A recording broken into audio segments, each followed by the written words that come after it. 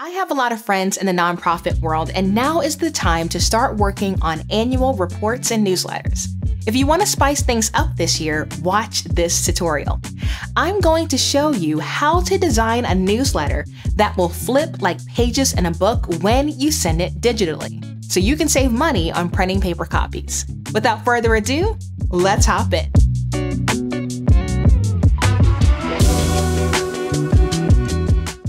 To turn your PDF into an interactive flipbook, we're going to utilize two different tools. We'll use Canva Pro to create your newsletter, and then we will send it over to Issue to actually animate your pages. So to have a seamless process of creation, I would recommend going to Issue, creating your free account, and then go ahead and stay logged in. So once you finish designing your newsletter, all you'll need to do is to send it over to Issue, and you'll be able to see the finished design fairly easily. Now within Canva, there are several ways that you can find templates. You can click on the left-hand side, you can select a category from underneath the search bar, or you can type in the search bar what you're looking for.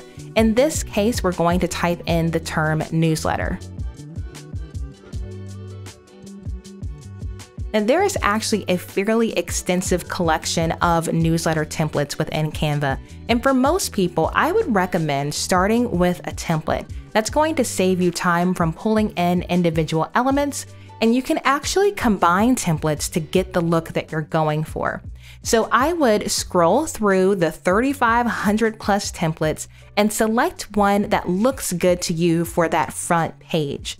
In the bottom right-hand corner, you're going to see if it's a Canva Pro design. And if you need Canva Pro, feel free to utilize my link, lashondabrown.com/Canva45.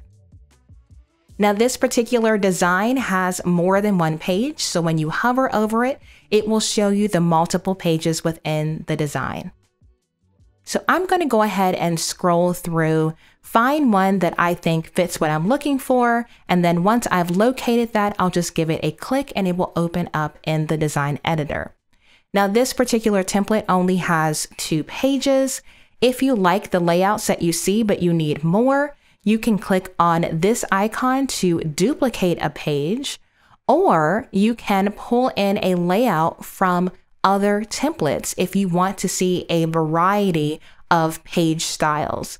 So say for instance, if we liked what this appeared like, I think this is a bit more modern looking, we could give that a click and we could replace page 3 with this layout. So what I tend to do is to map out all the pages of my document, and then I go back through and make it fit my brand. I click on the elements and change the colors. I click on the text and change the fonts and adjust the sizes. So once you're done modifying your design, you want to do a couple things. You definitely want to rename your design, and this is a common problem I see.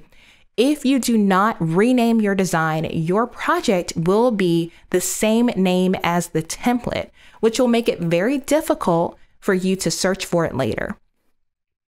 So we'll go ahead and change the name of the design, and we'll just use high school newspaper for this one.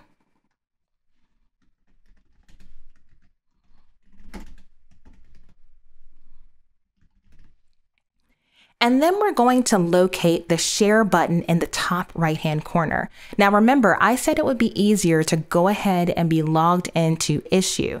So if you're not logged in, go ahead and do that. And then you'll click on Share, then More, and Scroll. The integration we're looking for is Issue. Once you click on that button, you're going to see Select Pages. The default is for all the pages in your design to be present in your flipbook.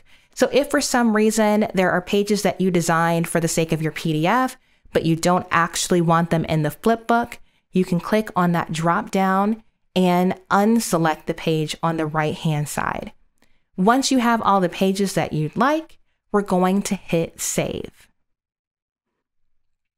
From there, Canva is going to prepare your design, and because it's integrated with Issue, it's going to send that design to the issue site. Now you can obviously continue editing, but if you want to take a look at your design, click on View in Issue. From there, it will open up in your issue account and it will show you your design as a draft. So to finalize everything, you'll need to click on the name of your design. From there, you want to take a look to see if you like how it appears. And when you're done, you need to publish. The Publish button is located in the top right-hand corner.